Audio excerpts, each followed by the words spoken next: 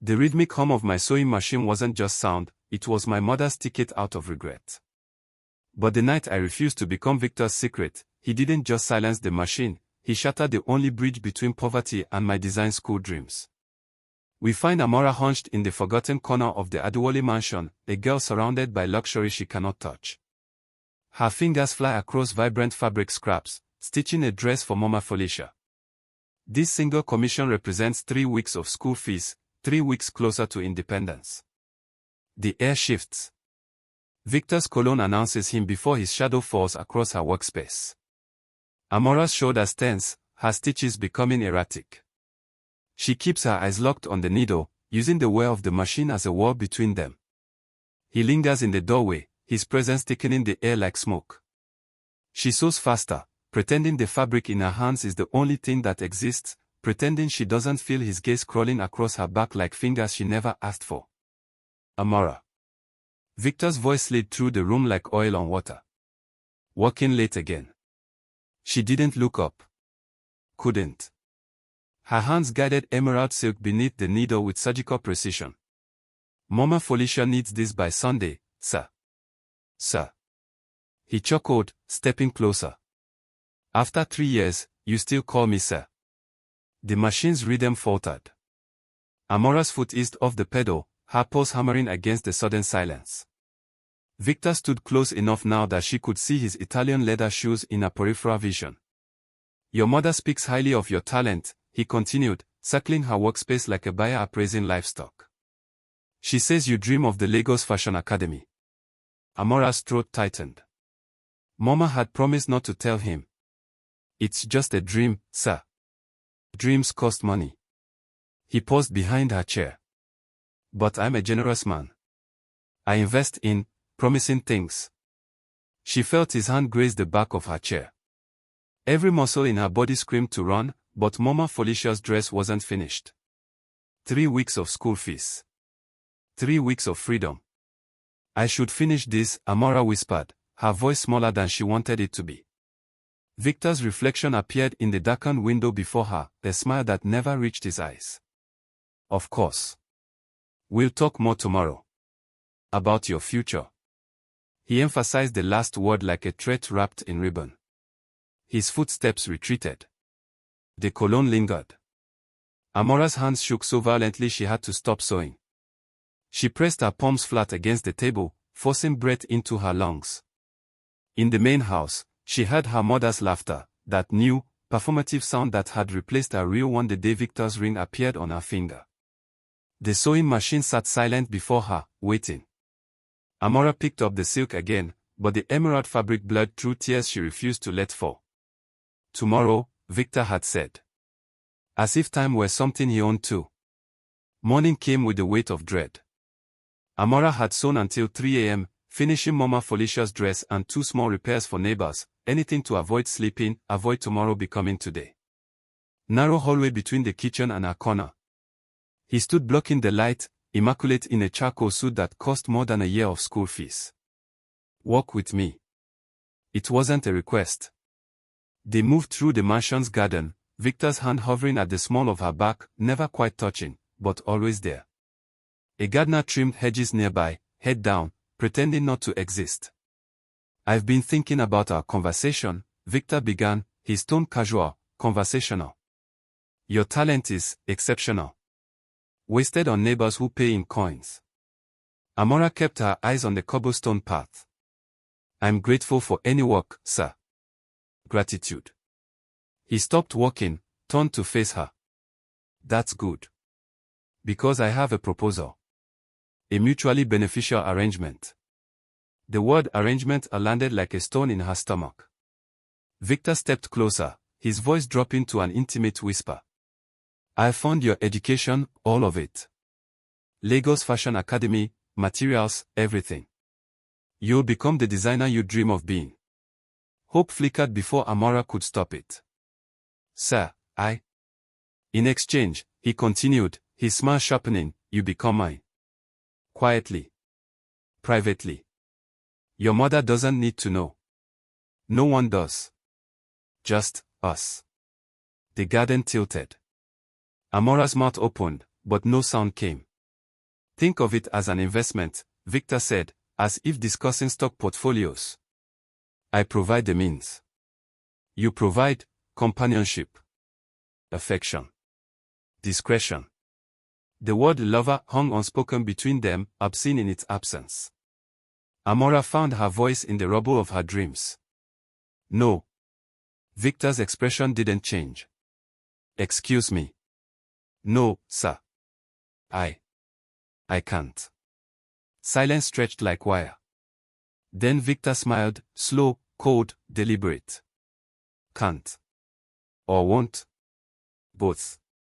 He nodded once, as if confirming something to himself. I see. Then I suppose we have nothing more to discuss. He walked away, leaving Amara alone among manicured roses that suddenly looked like they had teeth. Amara found her mother in the master bedroom, sorting through jewelry Victor had bought her, gold glinting against silk-lined boxes like promises made and kept. Mama. Amara's voice cracked on the word. I need to tell you something. Ruth Omalora looked up, and for a moment, just a fleeting, precious moment, Amara saw her real mother. The woman who'd raised her in a one-room apartment, who'd sewn until her fingers bled to keep them fed. Then the moment passed. Ruth's expression smoothed into the careful neutrality she'd perfected since marrying Victor. What is it, Amara? I'm busy. The words stumbled out, Victor's proposal, his arrangement, the price he'd named for her dreams. Amara's hands shook as she spoke, her voice rising with desperation. Mama, please. We have to leave. We can go back to. Back to what? Ruth's voice cut like glass.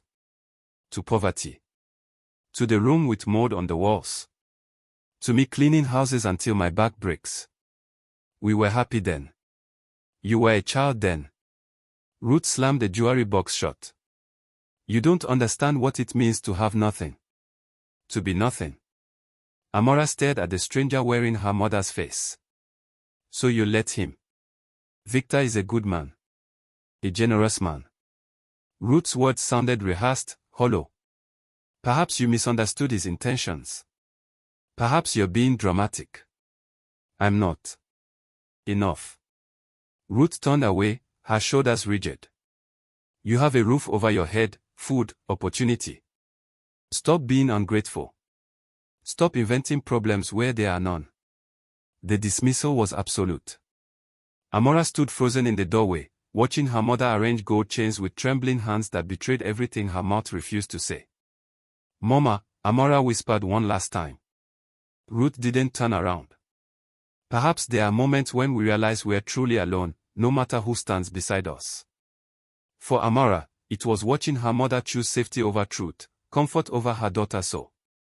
If you've ever felt that kind of loneliness, the kind that exists even in crowded rooms, then you understand what broke in Amara that day.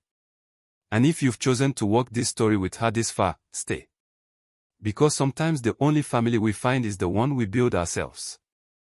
The corner by the compound gate became Amara's new kingdom.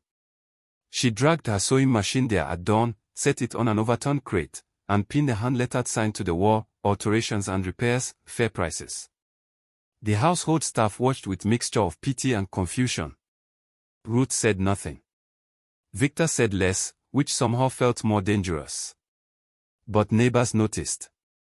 Mama Felicia returned with her sister, who needed a dress taken in. A taxi driver brought his daughter's school uniform, torn at the knee. Word spread through the modest homes beyond the mansion's walls, the girl with golden fingers had set up shop. By the third day, Amara had earned more than she'd made in a month of Victor's grudging allowance. She worked from sunrise until the compound gate closed at dusk, her machine humming a defiant song. Sometimes she felt Victor's eyes on her from the upstairs window, watching, calculating, waiting. Let him watch, she thought, feeding fabric through the needle with steady hands. I won't be erased. The work was hard. Her back ached. Her fingers cramped. But every coin she earned was hers, bought with skill, not shame. She kept the money in a tin box hidden beneath her mattress, counting it each night like prayer beads. 200 naira. 300. 4. Fashion Academy tuition was 20,000. At this rate, it would take years. But years meant survival. Years meant freedom. Years meant Victor couldn't break what he couldn't buy. You look happy, Ruth observed one evening, her voice flat, as Amara carried her machine back inside. Amara met her mother's eyes. I am. Ruth's expression flickered, something old and sad moving beneath the surface. Be careful, Amara. Pride has a price. So does silence, Mama. The words hung between them like smoke. Ruth turned away first. That night, Amara counted her money again, 470 naira. It felt like the first breath after drowning. She didn't know then that it would be the last peaceful night she'd ever spend under Victor's roof. The storm broke on a Thursday. Amara was finishing a repair for the pastor's wife, a delicate beadwork collar that required absolute precision, when Victor's shadow fell across her workspace by the gate. Pack it up, he said, his voice terrifyingly calm. You're done with this little performance. Amara's hand stilled. Sir, I'm working. I have clients. You have embarrassments. You think I enjoy having my stepdaughter displayed like a common market woman? Pack it up. Something in his tone made the watching staff scatter. Even the guard found urgent business elsewhere. Amara stood slowly, her pulse thundering. No. The word landed like a match on gasoline. Victor's hand shot out, gripping her wrist hard enough to bruise. What did you say to me? I said no. Amara's voice shook but held. This is my work. My money. You don't own. He released her wrist only to sweep the sewing machine off the crate with one violent motion. It crashed to the concrete, metal components scattering like shrapnel. The needle broke. The wheel cracked. Fabric scattered across the ground like wounded birds. Amara's scream died in her throat. There. Victor's chest heaved, his careful composure finally shattered. Now you have nothing. Now you are nothing. Through the ringing in her ears, Amara heard footsteps. Ruth appeared in the courtyard doorway, drawn by the noise. She stared at the destroyed machine, at her daughter's devastated face, at her husband's clenched fist. Victor, Ruth whispered. What have you? Teaching her respect, he snapped. Something you failed to do. Amara looked at her mother. Looked at the machine's corpse. Looked at the pieces of her future scattered across unforgiving stone. Mama, she said quietly. Say something. Ruth's mouth opened. Closed. Opened again. No words came. Victor straightened his suit, his composure returning like a mask sliding back into place. Clean this up. Both of you. He walked inside as if he'd merely taken out the trash. Amara knelt among the scattered pieces, her hands trembling as she tried to gather remnants that would never fit together again. Beside her, Ruth stood frozen, a statue of a mother, silent as a grave. Mama, Amara whispered again, but she already knew. Silence was its own answer.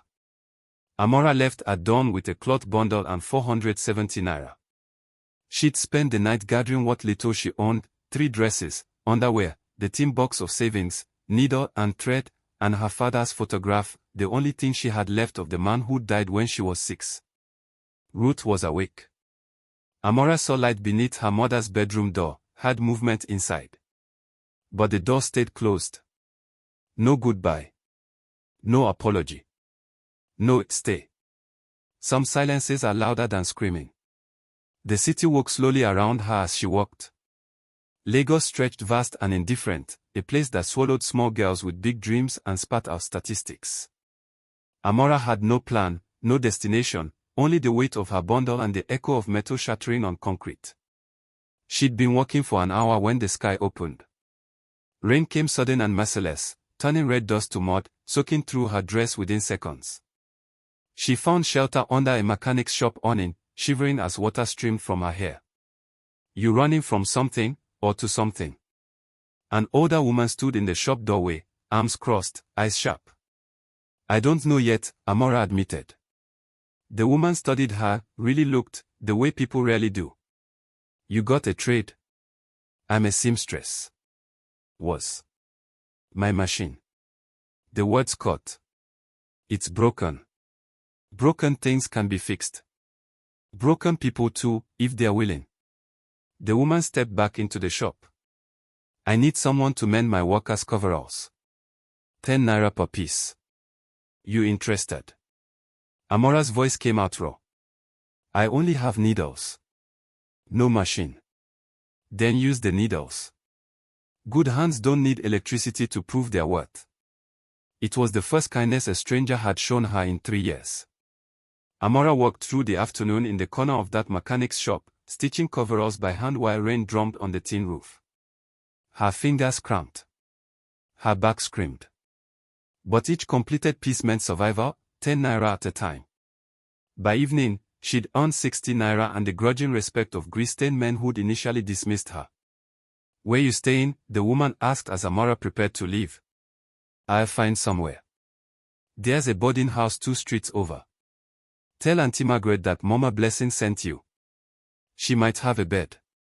Amara's throat tightened. Thank you. Don't thank me yet, girl.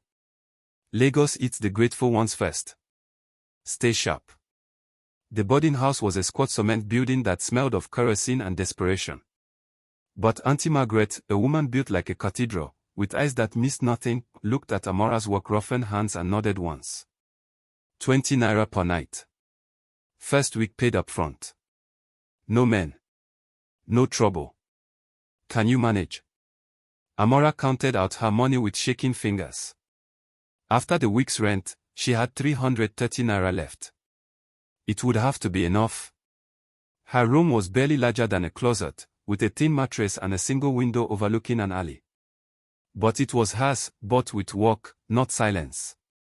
That night, Amara lay awake listening to the city's endless heartbeat, her father's photograph clutched against her chest. I'm not broken, she whispered to his frozen smile. I'm not. But even promises sound like prayers when you're alone. Survival became Amara's education. She spent days hunting work, mending clothes for market women, hemming trousers for office workers, embroidering head wraps for church ladies. The money came slow, but it came. Each night, she returned to the boarding house bone-tired and oddly proud. Auntie Margaret noticed. You've got steady hands, she observed one evening as Amara worked on a repair in the common area. But you're wasting them on scraps. What you really want is to create, not just fix. Am I right? Amara's needle paused. How did you? I see a lot of women pass through here. The ones who want to disappear, they keep their heads down. The ones who want to become someone, they look like you. Hungry. I wanted to go to fashion school, Amara admitted quietly. Before life happened. Story old as time. Auntie Margaret pulled out a card, placed it on the table. My sister owns a textile shop in Baliga Market. High-end fabrics, demanding clients. She needs an assistant who can sew. Won't pay much at first, but you'll learn things the academy doesn't teach. The card read, Margaret's Fine Fabrics, where quality meets vision. Your sister is also named Margaret. A rare smile. We are twins. Makes it easier to remember. Her expression turned serious. But understand, she doesn't tolerate mediocrity. You'd have to prove yourself. One chance. One test piece. If you fail, the door closes. Amara's heart hammered. When? Tomorrow. Dawn. Bring your best work. That night, Amara stayed up until her eyes burned, creating something from nothing. She'd saved scraps from every job, a piece of silk here, cotton there, a handful of beads from a broken necklace. She cut and stitched them together into a small clutch purse, each seam invisible, each bead placed with obsessive precision. It wasn't much. But it was hers. The market blazed with early morning chaos, vendors shouting, fabrics cascading in brilliant waves, the air thick with ambition and sweat. Margaret's Fine Fabrics sat at the market's heart, a shop that hummed with quiet authority. The owner, Auntie Margaret's twin, though her face held harder lines, examined Amara's clutch without speaking. Turn it inside out. Checked the seams. Tested the closure. Then she set it down and looked at Amara directly. Where do you learn to sew like this? My father taught me basics. The rest I taught myself. No academy. No more. Good. Academy girls think too much, feel too little. Fabric has its own language, you either hear it or you don't. She nodded once. You start today. Minimum wage until you prove you're worth more. We open at 6. If you're late, you're fired. If you gossip, you're fired. If you damage merchandise, it comes out of your pay. We clear. Amara's chest felt too small for her heart. Yes, ma.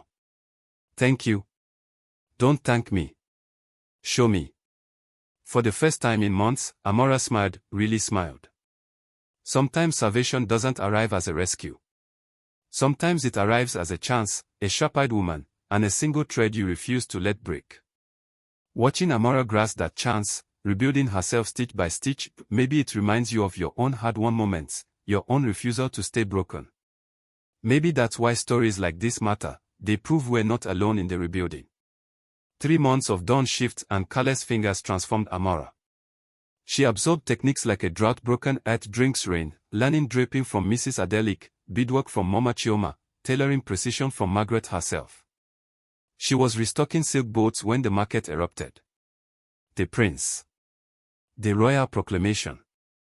A vendor's shout rippled through the stalls, drawing crowds toward the market's center stage where announcements were made. Amara followed, curious despite herself. A royal herald stood elevated, unrolling a scroll stamped with the palace seal. By decree of His Majesty King Kofi and His Royal Highness Prince Galoni, the kingdom seeks a bride for the crown prince. But this shall not be a marriage of mere beauty or noble birth. Mama swept the crowd. The prince seeks a designer, one who can clothe not just his body, but represent the soul of this nation. A competition shall be held at the palace in 3 months' time. Any unmarried woman may enter. The winner shall present her design to His Highness. If chosen, she shall become his bride and future queen. The market exploded with speculation. Girls clutched their friends, dreaming. Mothers calculated. Vendors saw profit in the frenzy. Amara stood frozen. You should enter, Margaret's voice came from behind her. You've got the skill. I'm nobody. A runaway with no family name, no pedigree. The proclamation said any unmarried woman. It didn't say anything about pedigree. Margaret's eyes gleamed. Besides, talent doesn't need a last name. It just needs a chance. That night, Amara lay awake weighing impossibilities. Enter a royal competition. Her. A girl whose stepfather had destroyed her machine, whose mother had chosen silence, who'd fled with nothing.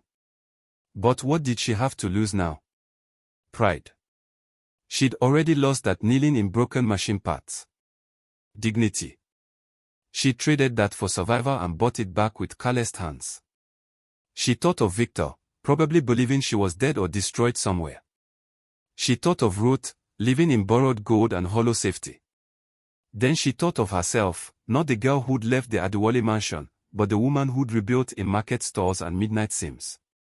Any unmarried woman, she whispered to the dark. By morning, Amara Grace Omalora had made her decision. She would compete. 3 months became 3 weeks became 3 days became now. The palace courtyard blazed with spectators and tension.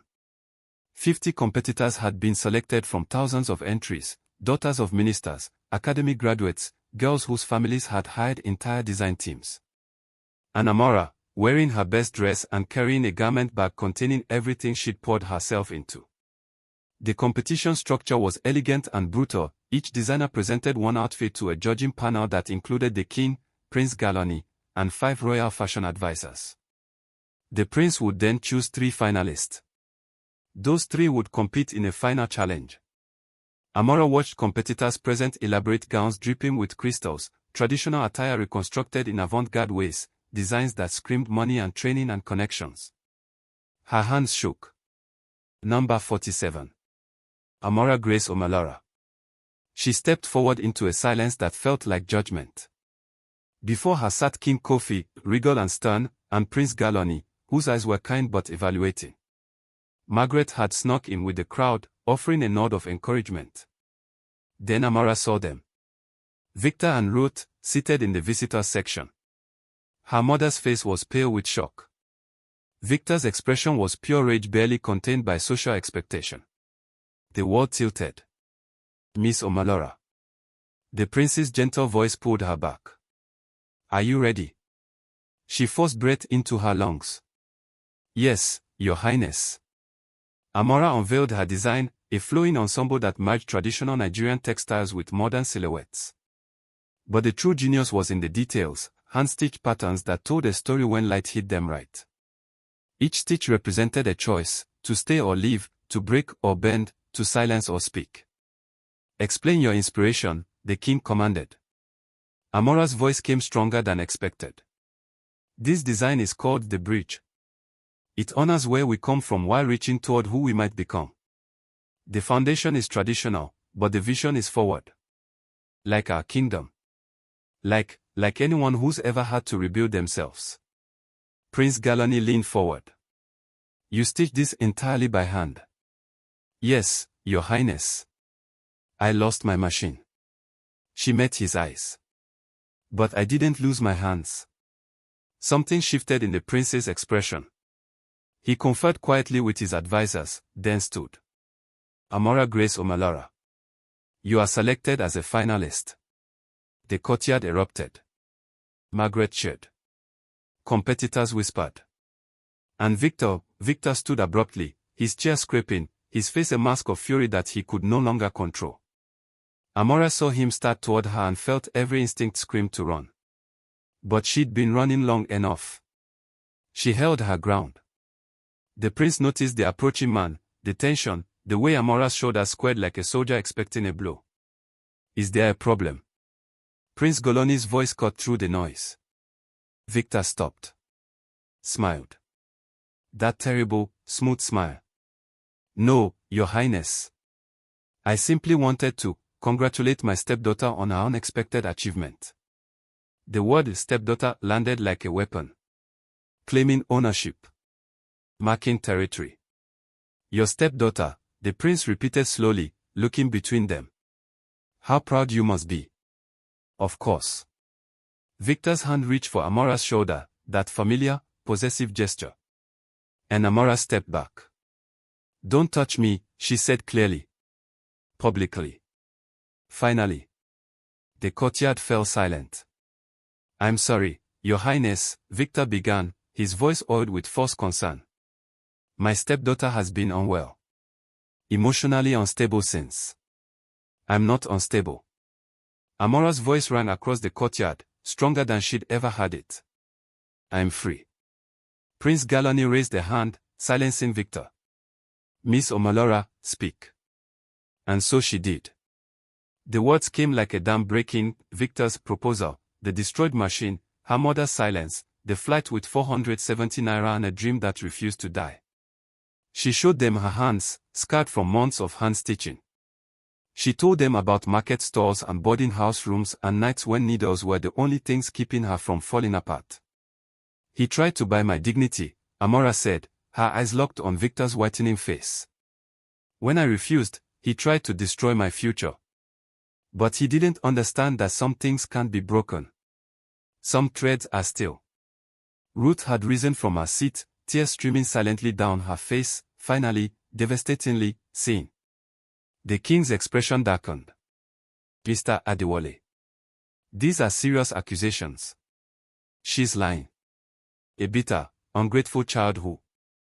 I saw the destroyed sewing machine, Ruth's voice cut through his bluster. Small, but steady. I said nothing.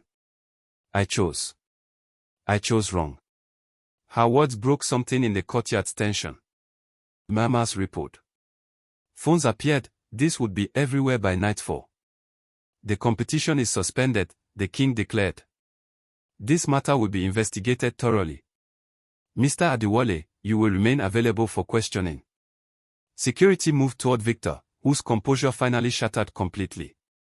He lunged toward Amara, rage replacing calculation, but guards caught him before he'd taken 3 steps. You regret this, he spat. You regret. I already have enough regrets, Amara said quietly. None of them involved telling the truth. They removed him, a powerful man reduced to shouting threats as he was escorted away from the palace like common trash. Prince Galani approached Amara, his expression unreadable. That took remarkable courage. It took too long, Your Highness. Perhaps. But it took exactly as long as it needed to. He paused. The competition will resume tomorrow.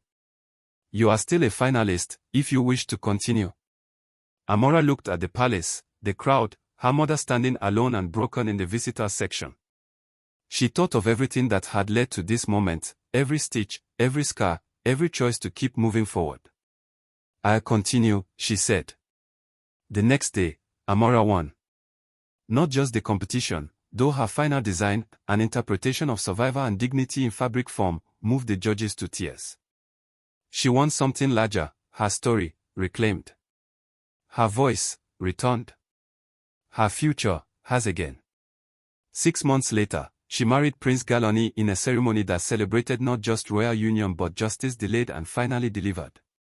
Victor served 2 years for corruption uncovered during the investigation. Ruth entered therapy and eventually started volunteering at a women's shelter, trying to repay the silence she'd chosen. And Amara, Crown Princess Amara, opened a foundation for girls fleeing dangerous homes, teaching them that needles and thread and stubborn hope could build bridges between who you were and who you chose to become. Sometimes at night, she still heard the rhythm of her old sewing machine, that heartbeat she trusted before anything else. But now it mixed with other sounds, palace fountains, her husband's quiet breathing, the whisper of fabric as she designed clothes that told stories of survival. She'd learned what her stepfather never understood: some things, once shattered, grow back stronger at the broken places. Some threads refuse to break. And some girls with calloused hands and steel spines become queens. Thank you for walking this story with Amara, for witnessing her journey from broken machine parts to palace halls. If her truth resonated with yours, if her refusal to stay silent echoed your own hard-won voice, maybe share this story. Someone, somewhere, is still sewing in dark corners, waiting to hear that courage is just fear that kept going. The rhythmic hum of a sewing machine is more than sound. It's a pulse. A promise. A battle cry. And Amara Grace's machine, though silenced once, would sing forever in the bridges she built for others.